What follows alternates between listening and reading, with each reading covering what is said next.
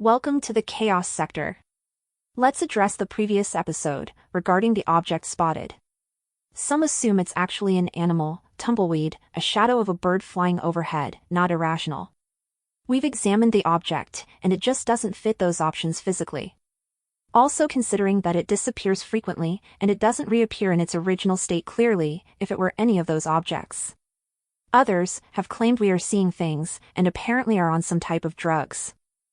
We are examining something that looks suspicious, and due to the suspicion, like an alarm going off for an investigator, we lean towards edited footage.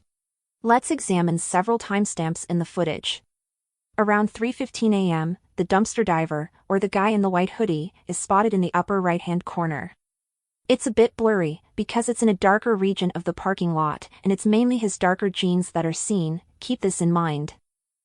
Also, keep in mind that the original time of death was reported to occur around 3 a.m. Not saying this guy is a suspect, but anyone spotted right before, during, and right after the murders had occurred have to be aware of something in the neighborhood. As the saying goes, bad news travels fast. And I guess the kitty had heard the news as well. Around 3:22 a.m., the white cat is spotted coming from the other parking lot. The white cat is clearly visible, even running away off-screen. This cat was spotted in the other surveillance camera on Linda Lane, facing the road. The reason we are examining these segments of the footage is because everything is clearly detected. Let's go over this again. If anyone assumes this object is some sort of animal, such as a raccoon or possum, or even a cat, we have to factor in the physical object being captured and detected in motion.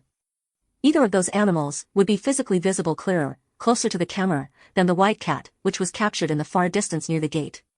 If many would claim the animal was moving quite fast, this is why it appears blurred and even disappears frequently. Well, think about the most important point here. It doesn't physically come from the right side, as its path suggests. There is no visible evidence anything is coming from that direction, such as the same physical object captured coming across the parking lot. If it were any of those suggested animals, they would be spotted coming across the parking lot, from that right side. Does everyone understand? Also, an animal in this environment would be considered a scavenger. If it were an animal, we would see that animal come back across that parking lot, as animals retrace their paths quite often. There is a dumpster near Linda Lane, and this is where the cat was hanging around. We see the cat on multiple occasions. There is no distortion of the cat, it is clearly visible, even when running. Blurring effects in video footage is common, but disappearing is something totally different. While we're at it, let's address that black vehicle circling the apartments. Not sure if anyone has paid attention to that vehicle. Well, of course not. Everyone has focused on the white vehicle assumed to be Kohberger at 4:05 a.m. But that black vehicle circled those apartments from 3:30 a.m. to 4:07 a.m., 2 minutes after the alleged Kohberger was spotted. My question would be, why are they circling the apartments? We can assume that the vehicle is monitoring the area, as it circles 4 times. The timestamps are as follows: 3:31, 3:39, 3:57, and 4:07 a.m. 8 minutes between 3:31 and 3:39, 18 minutes between 3:39 and 3:57, and 10 minutes between 3:57 and 4:07. Almost an hour of this vehicle circling the apartments, as we can assume that person does not stay in the neighborhood. So which vehicle is more suspicious of being involved in, or a part of, those murders? Logic suggests it is this circling vehicle, not the one alleged to be Kohberger. Emma Bailey was driving a black Toyota Corolla in that body cam footage. There is a black vehicle circling Queen Road apartments. It is reported that Xana received her DoorDash delivery around 4 a.m. The employee at Jack in a Box claimed it was a girl with dark hair, who not only picked up the order, but also ordered it? Then this means Xana didn't place an order, the girl with dark hair had ordered it for her. Then this means Xana didn't place an order, the girl with dark hair had ordered it for her. Then this means Xana didn't place an order, the girl with dark hair had ordered it for her. Which also means, the DoorDash order based on Xana's phone data, well, that's a lie. And if that is a lie, then we also assume the claim of Xana being on TikTok around 4:12 a.m. is also a lie. Why are we doing the work that Moscow PD should have done?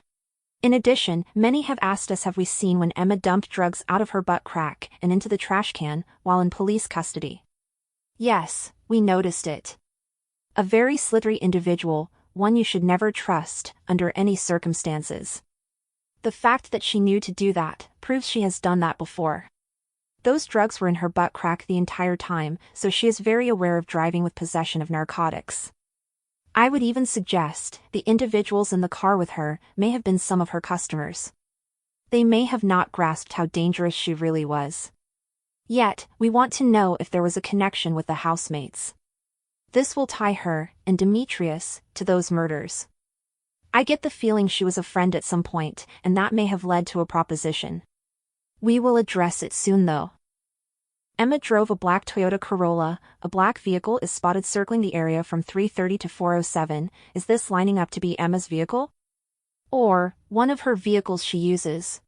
That vehicle is no longer spotted throughout that footage, from 4:07 to 5 a.m. It was, quote, dropped off, and they left the neighborhood. But we can't determine if the vehicle was there prior. If only we could examine the neighbor's surveillance footage, right? Now many may ask, what about the white vehicle spotted at 4:05 a.m. then? I have this growing suspicion that this was the same unmarked vehicle in body cam footage prior. It has the same body type and would also appear white in the distance, although it was silver. Let's do a bit of copying and pasting, similar to what some have done with Kohberger's vehicle. It's possible that the white vehicle spotted is in fact an unmarked officer. And since we have to keep in mind that the original time of death was around 3 a.m. to 4 a.m., it's possible that an unmarked officer was already lurking around. The authorities were already in the neighborhood, and the police department is approximately 5 minutes away from that area. Unmarked officers were out doing drunk kid patrol, right? This occurred from approximately 2:50 to 3:15 a.m. I would also point out that in the body cam footage, one of the officers had stated he expected it to be a bit more rowdy, considering it was a football night on Saturday. And examining the environment, it was a bit quiet, on Taylor Road of course. But on King and Queen Road, it was not so quiet. They give the guys citations, and everyone heads off. But, it's possible that the unmarked cruiser had returned a bit later. It is speculated that someone called 911. Now we have racked our brains about who would be the person who stated, quote, "It's okay, I'm here to help you." Based on context, seems to be someone who arrived at the home, right? Maybe officers arrived at the home, Dylan meets them at the door, crying, scared, and the officer states, It's okay, I'm here to help you. And from there, we get her accounts of what happened.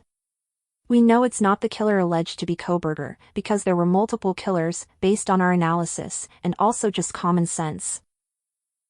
Bethany is a bit of an anomaly to be honest, because her accounts have no indication she was a witness of anything that night, but she apparently has exculpatory evidence. This indicates Bethany may not have been at home during the murders, but has information that contradicts the claim Kohberger was the killer. This information has to be based on a time frame relevant to the time he is alleged to be there. Maybe Bethany had ran like hell out the front door when the murders were taking place? It is reported that the front door was wide open when Moscow PD arrived. But we have conflicting reports as well, because it is reported that Bethany never went upstairs, which she didn't discover her peers in their, quote, unconscious state.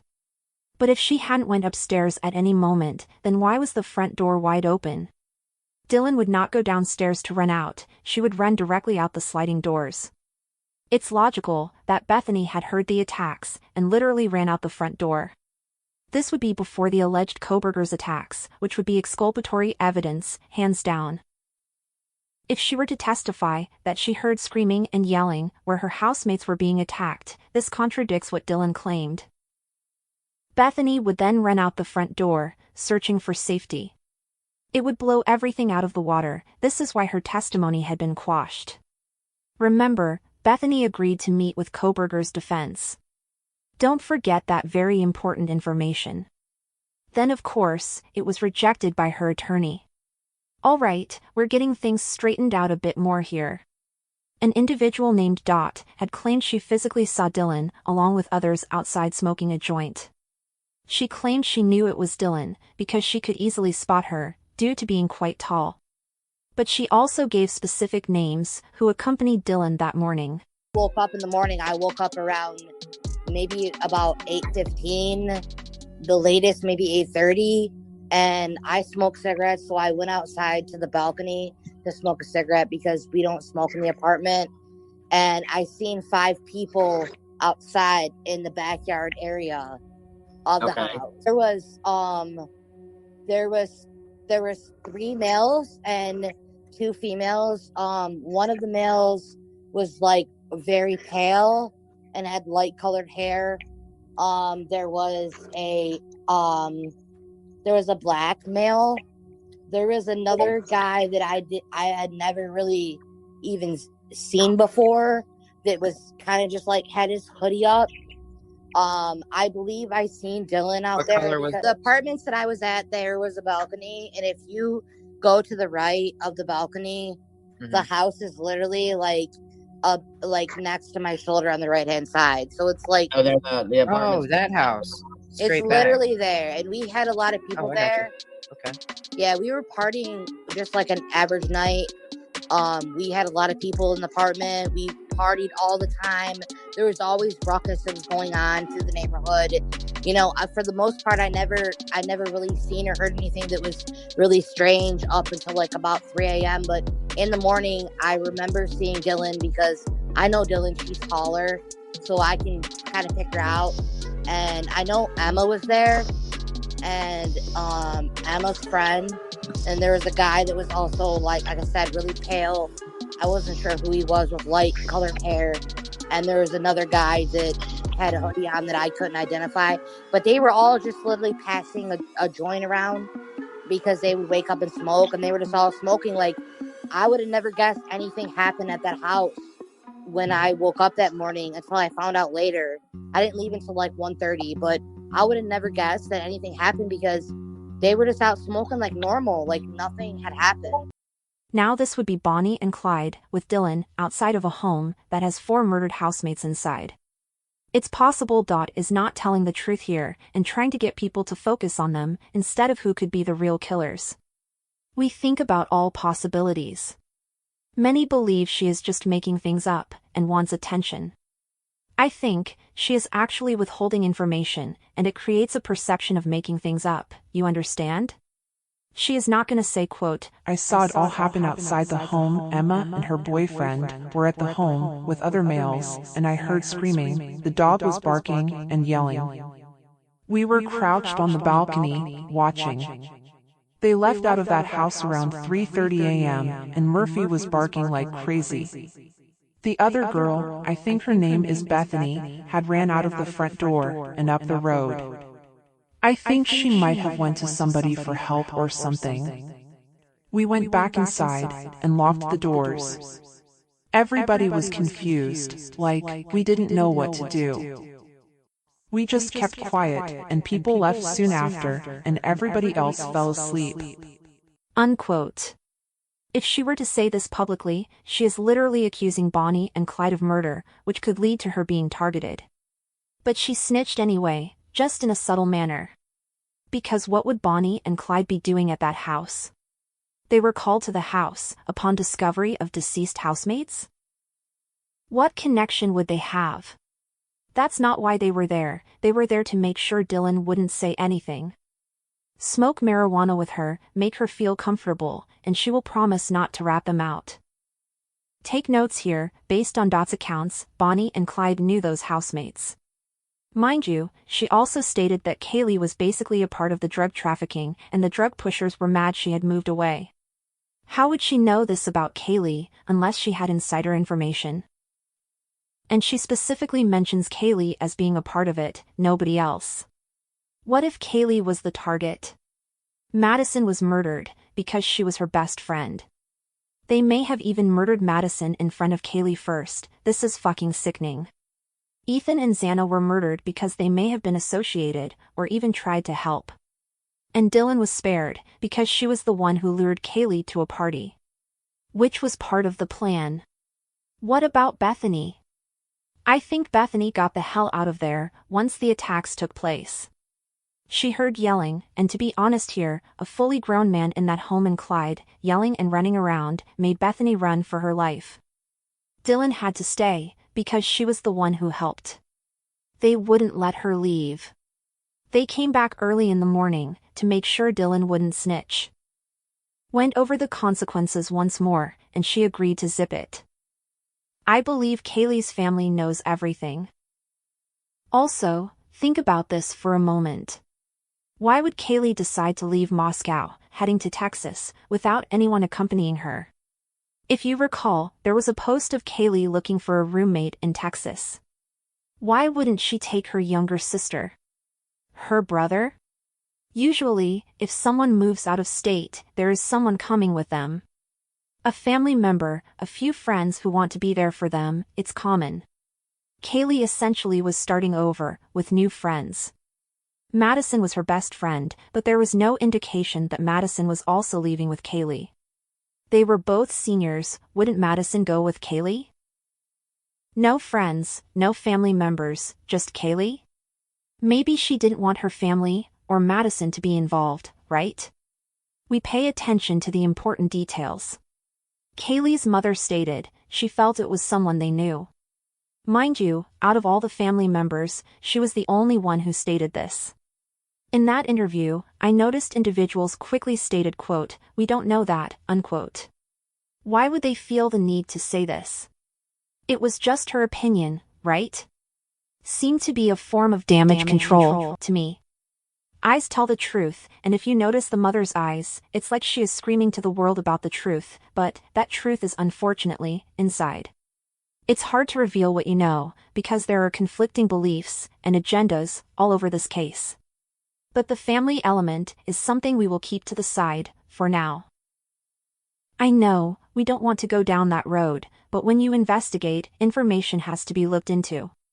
This individual knows not only what happened that night, but also knows why, yes, why, it happened. And as usual, when someone makes a claim, it is shot down immediately. Yet, the people who shoot it down can't prove that the person is lying. We define this as damage control. This is the chaos sector.